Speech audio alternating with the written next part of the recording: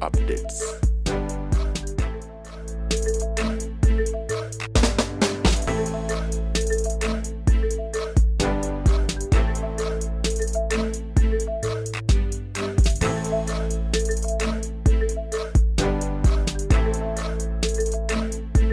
Natuli aba Joseph nga bakambwe. Joseph. Ate ba Joseph Musina ba Joseph Koni. Nayo akwati kono nakoze nayo avudde. Joseph Mussolini. Joseph Mussolini. Joseph ne yakuza Yesu ne bagante olubuto lwa Katonda n'omuwasa. Joseph Kibwetere. Joseph Kibwetere. Joseph omusajja yali asinza amanyi mu government yayitira. Bamuyitanga Joseph Gobez. Minister of Information. Joseph Gobez. So, but Joseph Joseph bweyalaba tebadda n'atumayo Yosefu sekalotera wuyo leero tunamutta katumuzuule mu nnyanja ensolo embi ye yamulya. Yosefu yalotanga ebiroto mu Baganda yafuuka ow'Emisiri. Yes, very powerful name. Era Yosefu n'oli wakati n'ogatakate kugalyaga Mirundi. Tamale Mirundi. Ndani wa Yohana ni mwali. Tamale ntalo. Ogamba asiva mu lutalo. Bakulimba. Tamale kulwana. Kaze Mirundi. Munyayigulu. Wali funile mnyanga. Andi abanyayigulu umuvono gundi katulebe. Baba tuma abanyayigulu. Batambula kuva mu Uganda. Nga kweremye. Banyayigulu. Ate omunyayigulu tali bwampologoma awunyanga yo omunyayigulu abanyayigulu balina national park pologoma tebali abakatulebe empologoma awuliranga bo ewunyanga bo abakonga lusu kati ndi munyayigulu ate bwenvaawo ekitundu kyewaffe kyabachwezi obiresi byabachwezi naye fortunately I have son mutualism. If these boys were not distracting me, waffe waliwo historical issues. Kabwoko kitegeeza ensibuko. Kabonera we yalabikira. Kabonera ne Masaka. Byaluye waffe. Kalisize entewe zaaliranga. Kyotera entewe zaaliranga. Tuyine waffe bagita gombola y'Irwankoni we baatemanga emiti. Wekyalo kwenva bakiyita matale. Abachwezi mubayo kyanga amayinja amatale. Zinali mwana mutonga mama alima. Musajja najjanga aliko ekitawulo ky'omuliro. Musambo bakuyita matale. Namugandi ng'omusibye bubi omulangira. Tete mulangira waawo. Mwana utajja kusoma tajja kukola. Kitange yangobe emisinde ng'ang'anya okusoma. Namusalira ku kitooke n'amenyeko omukono. Mama namugava ku mwana oyo. My mother entered the shrine once. Beg them nsome. Namugandi yes ajja kusoma naye tajja kukola. Olaba nkola. Naye dosiba amafuta. Kati basiba amafuta mu mmotoka litaaga. Bampa lita 2. Ne bagasiba ne bagajjawo nannyini buyinza. Ebidomola by'amafuta ebiri ewange. Ya. Balese. Bani. And they could not believe. Temotoka ya gavumenti ebeera mu mafuta. Kanayogedde naye yabwe nenjizaayo. Amafuta balese. Nina n'ebidomola bange diesel twala ebidomola diesel tayaka. Take waka. Satalinga petroli. Anyway, atulisa batero nkukula Tamale Mirundi. Enkuba ekedde kutonya mpitirivu esazeko oluguudo. Andika nkubuulire. Wamwe kubata bata. President Museveni. Namasuba. Yajje namasuba awo wennyini. Ewamuka. Ogw'omugga guva ku mayanja ne guyingira ennyanja. Abantu abatambulira ku river and the students for a course. You cannot divert water. A river. Yajja waawo waliwo n'omusajja muku afiiriddwa ebintu bye byonna. Ogambye olunaku lwe natya oyombadde amekamanda oluguudo lwali luweddeyo bwe ruti. Museveni nga basigaddewo akantu bwe kati yakatambulirako nga nembadde alina okukatambulirako.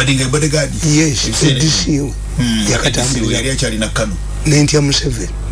Nitugenda etteso era baliyo omuggo ogw'amaanyi ennyo nga gusigalizaako akantu bwe kati yagulinyako yakatambulirako Museveni yakatambulirako bwe kati yakasigaddewo nenga tugenda okufa gwemu wa sajja muyekera yennyini Museveni yabagamba nasaasira I remember Museveni yabagamba simataba these are not floods these are flash ekitatya floods nabuuza mu Luganda nti floods kitegeezaki nemuga nti okubimba kw'amazzi correct naga nti muteeka omwala wano oguguka ku nnyanja oba mumenya mayumba oba mumenya ki oyo mayanja era mayanja ava egindi mayanja najja bwati Abaganda baga nti obuto bwe bulikiriza ki mayanja java najja kwataawo enyanama nakutulirawo kunya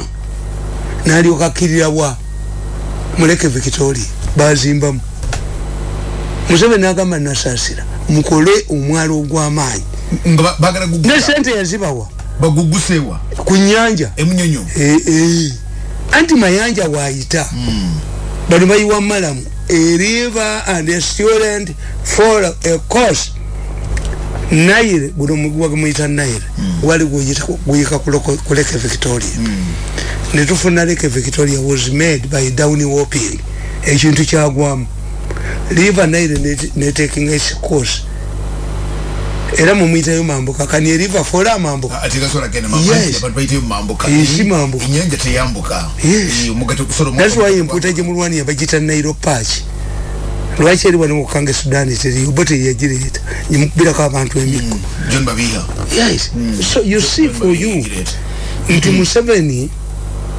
singa awanga dinala bebintu bino tikati ezo sente nasasira yazibba amazo garabye omugogolabye anti bo okulya kubata bo bayagala okutunde olugudo lusalidwa anti bo bayagala okutunda eyo otundayo ku musana katawo n'ebintu bifudde abifudde abantu nakati ababeera nga Museveni yakira badda 10 years ago nalagira nasasira muzikolo omugo ogw'amaanyi tona kitwala mugukebwa nasasira kuba ku mutwe George aweze emyaka 3 musanvu Tamale bukyanga okulonda kw'amasaza kubaawo Buganga izine buyaga balonda jonga nnya nkaga mwena anti Mutesa wozajo wenge nti France lost territories to Germany.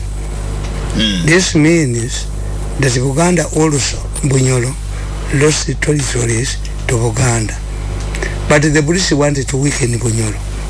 Naye Mutesa chamulimo kutegera France and Germany are independent states. Bunyolo and Uganda were still territories of Uganda. This was an anomaly that had to be corrected. Adaba sajja bali bageze mwete mukimanyi Buganda yakiriminga ne Bunyolo nibateka investigations nibakizuula nga abakochi be batwalanga embuge mwankole abakochi anti Buganda yakiriminga nankole waffe ne Busoga waffe ne Kiziba waffe they carried out the survey Chemba yambiyeko nti nzaiteriyo nemba wa history y'ebintu bino nti liva na kile kikuangaza kuwa bantu history kubanga omubaddemu I make a research zuke sawa 10 ani aina blackboard mu library is me have a blackboard ujisomera ku ekiweka anti manya wichina gwera wa I can analyze kigenda ku blackboard kubanga mwerogiki yesoko okufa njagala kubuuza sagala tumale nyobodde how can Bijambia people balumba ekitundu ne batema abantu 15 mu kafyu bino twalabikira yes what is the reaction of the police and the government? Cordon off the area, bring sniffer dogs, search everywhere. Is it the reaction of government? Capacity wearing. Museveni cordoned off Karamoja is as big as Belgium. And that's why I tell you, nti Uganda yensi edeni. Abayize ni bali babaleta wana. Baba wekochi Karamoja. Popo John Paul wokubiri bajajabe babazika Kiyindi police cemetery ni Pope John Pochi akafa wokubiri his ancestors are in Kiyindi. How could the police people during the Second World War come here? Queen is alleged that when the Queen was removed from Britain during the Second War, bamutwala mu Sinayo. Second World War, yes, was hidden in West Nile. It is alleged. Ekijisa Eden yeno. Eno Eden. Eden nga tujono. Yanti mujono. Eden ya watu wale wadde bajenika kati Eden ya watu. Ndio omusabudi najja wano nga mukaba amazzi. Ng'omukyala gwe bayita Mpiima yafuna abazungu nga bo babagambe mukole endagaano ne government ya Uganda kusenako mazzi during floods bo bagatwale. This is fresh water. Ne bamuba yalaba Museveni omulundi gumu ne bamuba ne bamujja ne mugundi. Tuina capacity restoring Eden oba Eden yetugenzeeko. Anti musoko kitegere nti Eden. Kubanze mbiraba nti nze nagamba abaana bange don't inherit my enemies. I trained you to be scholars. Katonda yaze mu government namubulya nti bajja kutegeera munupu Nyerere omwana we yagenda mu opposition ne bamugamba gwe kitaawa asala lukwe ayagala yiteno tufuge bamukoba anabadde ndi awo ngandaba Dr. Mirundi agenze kusimenyisa nyuka ateka siisa yangobayo. I told my children don't inherit my problems. Mutabani wo Dr. Mirundi yagenze wakalisa anyonyola abyakisabo ono yadda nze abaana bange mbaga freedom. I trained it to be better than me. I'm better than Mirundi. You must be. That's the family transformation. Don't inherit my enemies. What if we are quarreling over this? No. Kwabo bawancha tinosanga Mirundi. Jinzo kuba obatu inaka kukuka fetwalwanira mukazi. Nawo ka inheriting. What we fight is omutego. Fena gututta abana n'abazukulu. But I give them, there must be more informed scholars than me. And I feel happy. I have a family where we disagree. Mikwano jobo bajini heritinge. Jobo jitwani. Baba agadde. Echabalabe chechibi. Yes.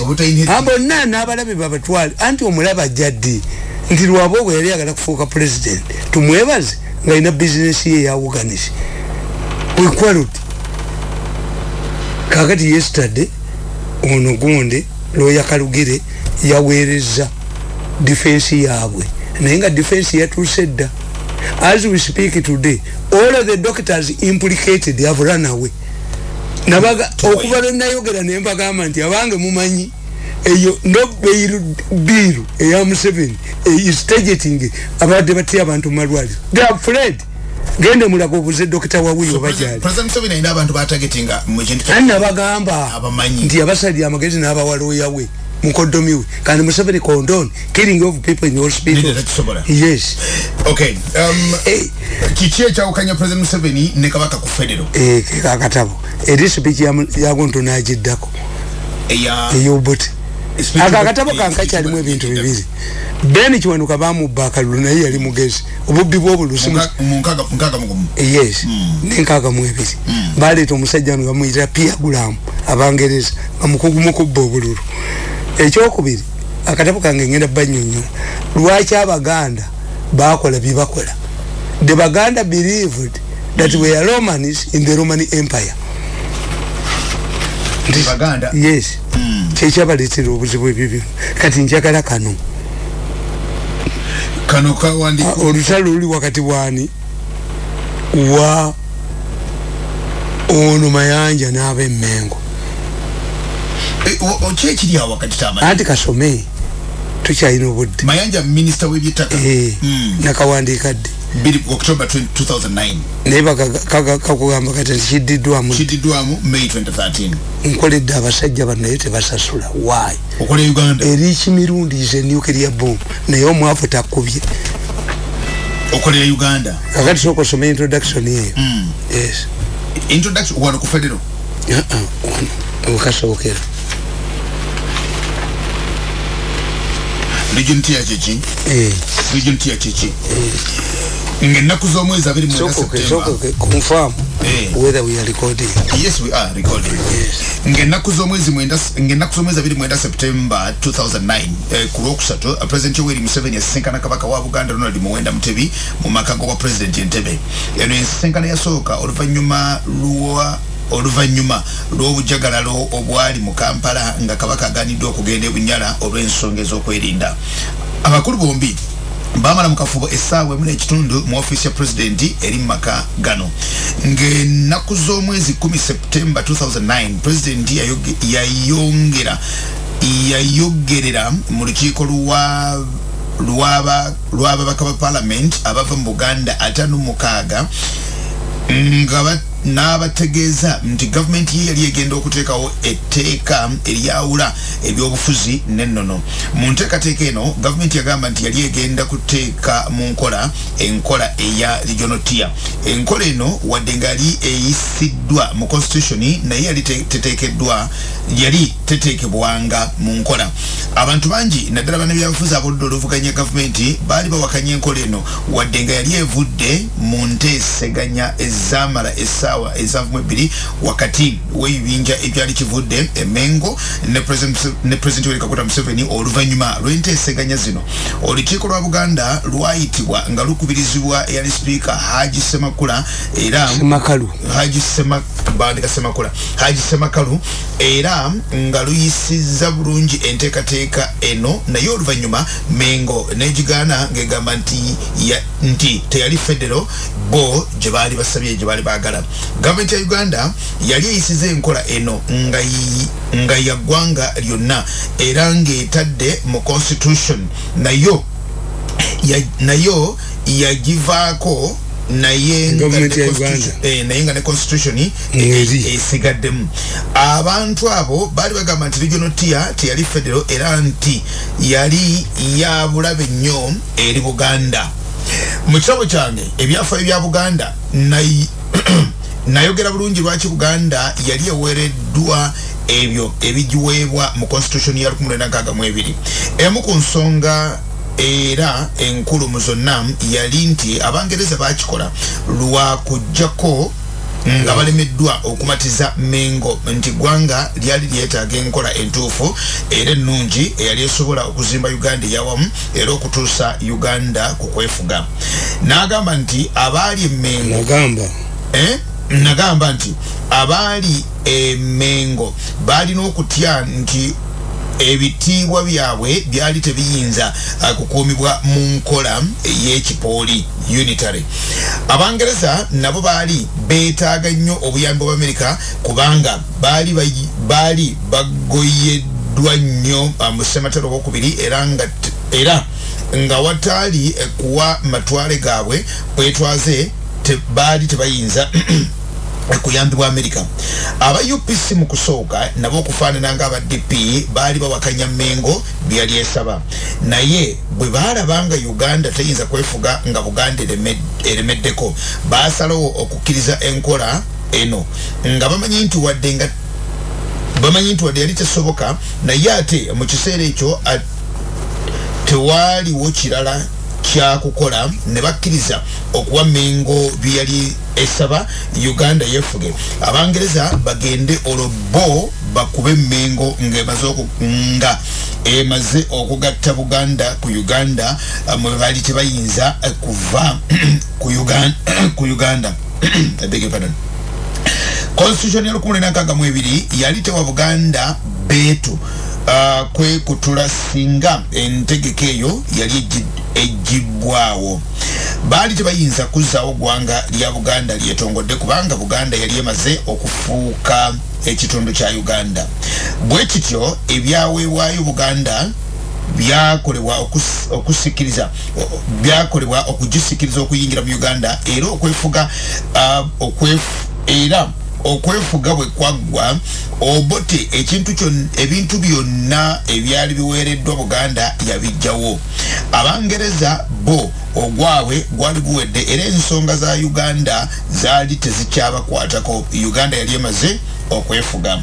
Mengo oluvannyuma yategeera ekitimba kino netandika okulwana n'Obote. Federo yali esoboka okukola agata otujja kulwawo agati kuwatini oyagala kumpa walala regional tier cheche kubanga olabe enyanjula ewedde kakati kwata wano ekirwaji Samayanja n'ab'Emmengo enjawulo ya regional government n'Emmengo okay ekitabo kyensoma Mirundi yakiwandiika mu 29 October oluvannyuma lw'obuli obusambatuko bwaliwo wa September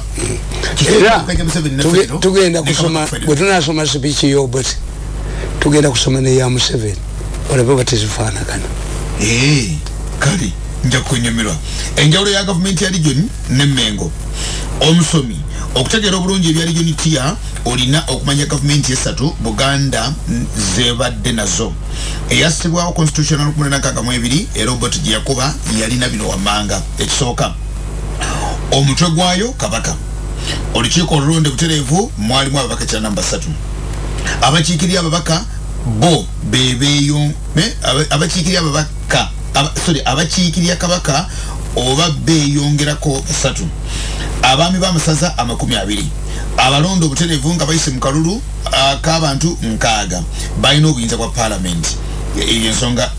Ensonga zidingadika n'ensonga eringa ya 6 erina obuyinza obw'ebyobufuzi n'okusala emisango. Erina poliisi ne kkooti wadde nga abalamuzi balondebwa gavumenti ya wakati. Omuduumizi wa poliisi wa Uganda yaduumiranga poliisi ya Buganda, Ssaabalamuzi wa Uganda era yali owa Buganda. Ensoloza y'omusolo yali n'ensoloza y'omusolo ng'erina n'amakomera. Akakiiko akakola ku kugaba emirimu egya gavumenti naye nga kafugibwa gavumenti ya wakati. Kabaka asonyiwa abasibe emisango emitonotono era nga alangirira ennaku enkulu mu Buganda. Buganda Land Board nga gavumenti ya Buganda nga yekola ku mayiro 9. Mayiro ezo bwe zaakomezebwawo tezaweebwa Kabaka, zaweebwa gavumenti ya Buganda ne ziteekebwa wansi wa Buganda Land Board eya gavumenti ya Obote gye yajjawo mu 1966.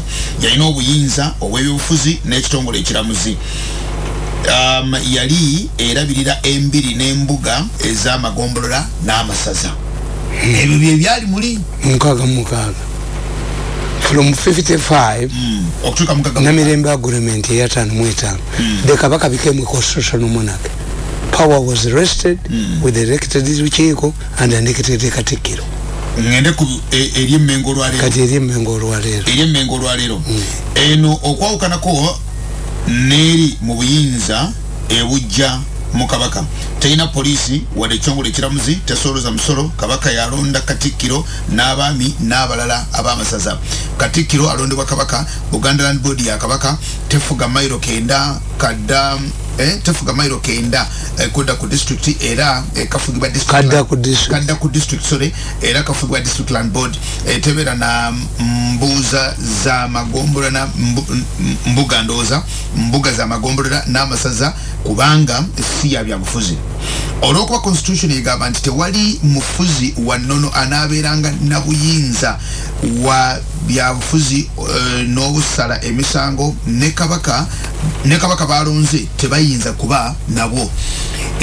Olwokuba nti constitution states there is no traditional leader who shall have powers, judicial and political, equivalent to those in an LC1 chairperson. This is a traditional government. Kitegeza kintu chamano LC1 asinza Kabaka obuyinza. Tamale nekyo obusala emisango n'obwekiramuzi. This is practical. All the LC1 chairperson has judicial and political powers. Atuze emisango n'agisala. Chairman omuntu msange sono. Yes. Asinga Katikkiro.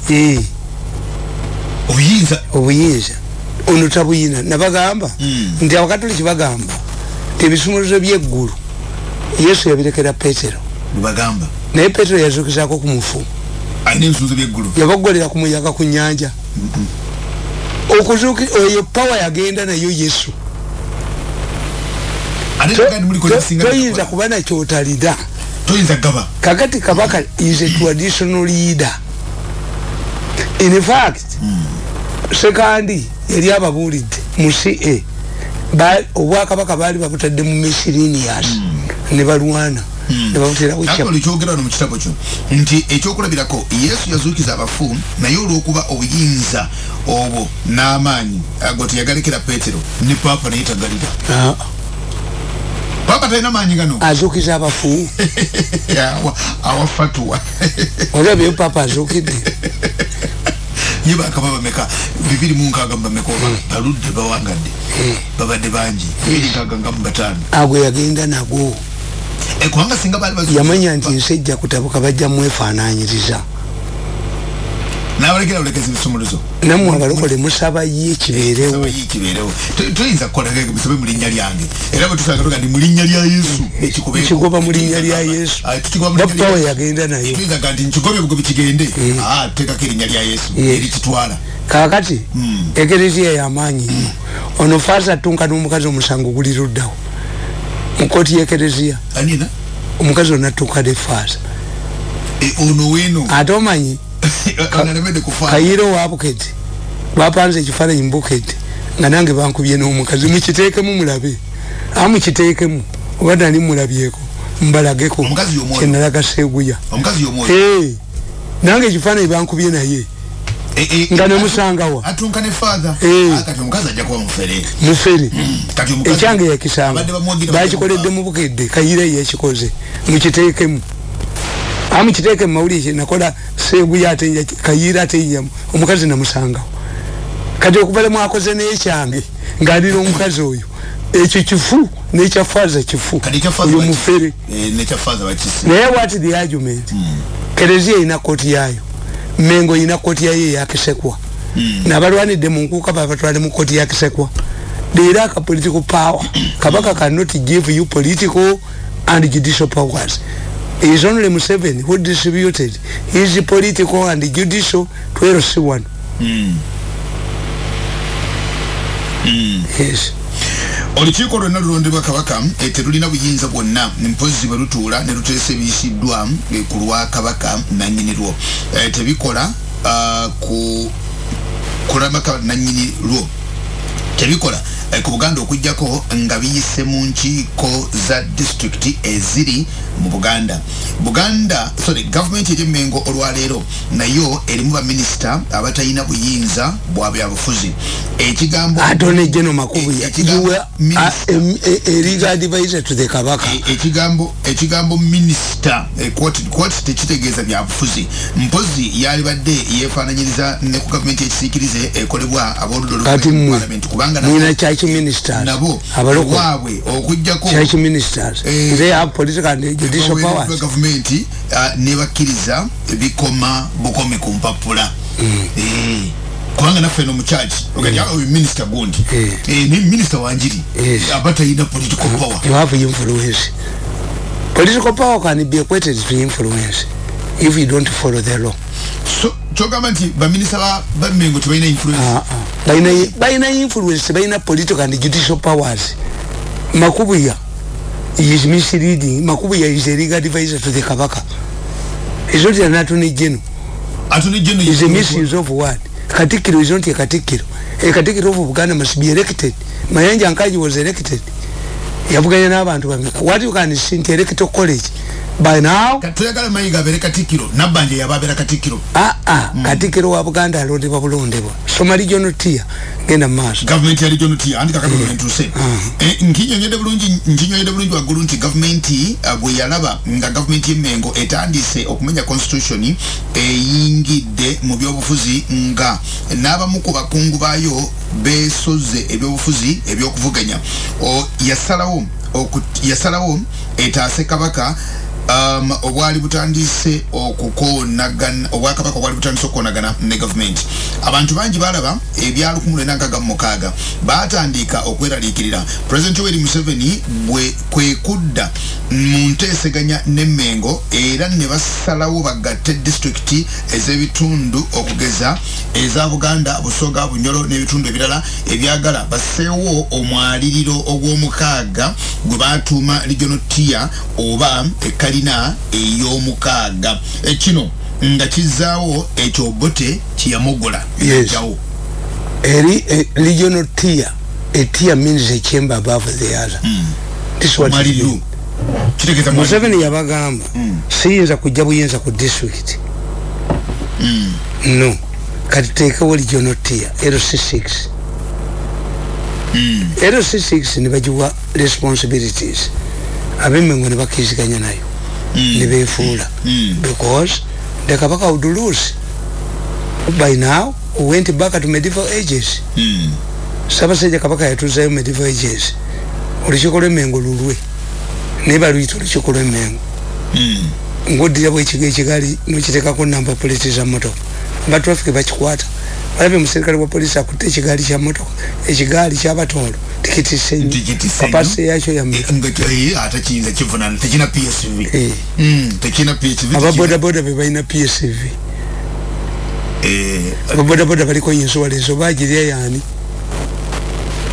nabaga nti obuli bw'abagagga bano abakola sente ze mutamanyi abaana ba senior 4 n'aba 5 n'aba 6 batte emmese n'ebikera ani abirunda babijja mugga sapulaya wali temumumanyi sapulaya mugagga nnyo nife twabijjanga wazindaba nga twakwatanga ebikera okubuuliza ez'okusomera waliwo abasajja balunda emmese ekyo ntokiraba nako tebabulwayisa namulwayisa mugagga muzibu naye bw'omanyi gye bazitunda nange ndoyo bizinesi esobola ogikola tebazikola kaligenda maaso okay ebiri mu constitution ya regional tier ekitundu kya constitution ya Uganda ekya 1965 kikwata ku regional tier ekiyitibwa 5th schedule akatundu akasooka 1995 amanya aganayitibwanga government ya regional tier constitution egamba nti abantu ba region banaatuumanga government eyo erinnya lye baagala mu kino baayagala abantu beesalirewo mu kitundu omwali obwakabaka basobola okugiyita ekyomufuzi ow'ennono eyali mu kitundu ekyo gamba gavumenti ya Ssaabasajja Kabaka eya regioni ya Buganda eno ejja kubanga n'obuyinza bwonna obw'ebyobufuzi okusala emisango n'okwefuga abantu naye omufuzi ow'ennono gwe baagala yaba omutwe gwayo kakati kiraba bakijja Britain when the Queen when you have elections in Britain when the Conservative Party come to power the Conservative Party comes to power when the Prime Minister from the Conservative Party writes a document policy Queen yagamba my Conservative government will do this when the Conservative government is defeated and the Labour comes to power my Labour government will do this so every government that comes to power belongs to the Queen naye bali abazungu bagezi nti Queen bw'amala okusoma policy ya Conservative Party Labour egikuba Kabaka tokandi tayisa bwa mukama bano kye balowooza tuteekawo gavumenti eya region tuteekawo gavumenti obote gye yakuba naye nga gavumenti wali obwakabaka ono yaba nannyiniyo nga DP bwe wangula region eba ya Ssaabasajja Kabaka gavumenti yange ya DP nga NRM bwe wangula mu Buganda kati nga nuupu singa kati Kabaka asoma ekiwandiiko gavumenti yange eya nuupu bwekyali badde gavumenti yange eya national enterprise nga kati nyehamba bwe yajjayo system ya America the American president abalonda baba vetinga naye bali bagezi ti Museveni bwalonda Nantaba nga babbi bettaka bamulumba nga bagana omuyisa but the president of the United States ayina kye bayita recess appointment when Congress rejects his appointee he waits when Congress goes into recess n'amuteekawo tebamuggyaawo Museveni takiina Kanyamba ya Joyce Kolokolo teyamanya what moves tukita systems analysis in America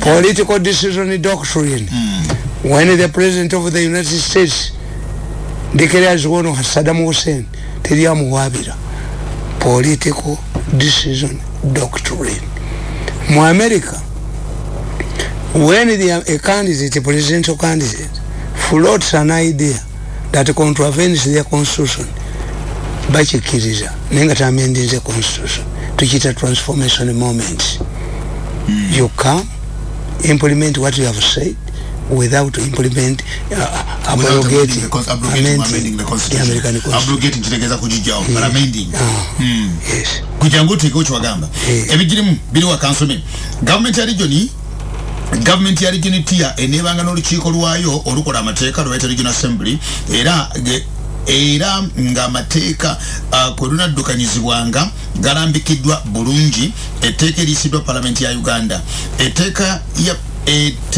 ya parliament lina okulaba nti olukiiko lwa region lubeeramu abantu babayita abakiise ab'ebiti bino abalambikiddwa wammanga ebitwine bilambikiddwa wammanga esooka abaka abalondibwa abantu ba region eyo mu kalulu nga buli muntu atuusa okulonda aweereddwa omukisa okuba akalulu okulonda kuno kulina okutegekebwa era okulabirirwa akakiiko k'eggwanga ly'okulonda ka electoral commission nnyonnyola ekyo buli omu akirizibwa okwesimbawo bw'aba atuuse emyaka egironda n'egirondebwa mu Buganda naye nga ate electoral commission ya bya mukama yes a constitution of Uganda states every leader must derive his powers from the population teri agenda kufuga abantu nga talondeddwa this is why Kampala is an authority but with elected directors.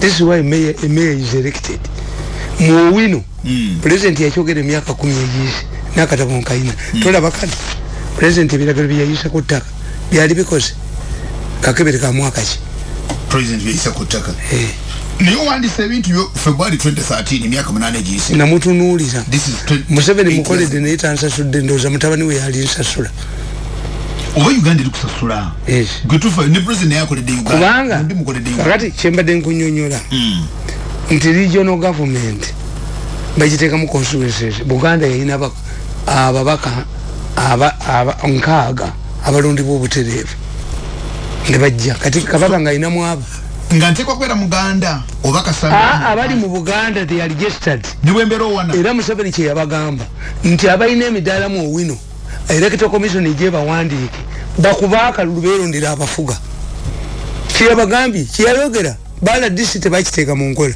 nekisakata ajja kiteeka mu nkola why bamanyi nti bwebateekawo ebiragiro bya Museveni mu nkola faction zaabwe ezibabbirayo ssente teziyitamu zifa oyo mukazi tayinza kuwangula kalulu atikomeza nnyo abantu ate kisaka gwakozesa okulya ssente Museveni yaweera emisolo empooza mu butale site kansa efulumya miliyoni 600 okulabirira obutale ate ne bateekamu awooza zino kisaka ne bazibba ne banne zineza Susan kusaba ate ataddemu mubateeka wakalulu Susan tayinza kawanga tasobola okirize tayinza kawanga kakati bano kye bakola bagenda kufrustrating bagenda kuinfiltrating ogenda kulaba bainflating voters register fe mu taxi tukugamba buli omu asimbe n'emmotoka ye nabagamba abalina taxi mu Kampala tetuwera 10,000 mu Uganda abalina taxi ezikola taxi emmotoka ekula miliyoni 8 ng'ogijjawo abo bonna bazamimwa oyo gundi mayamba tasobola gulayo omupiira gwa motoka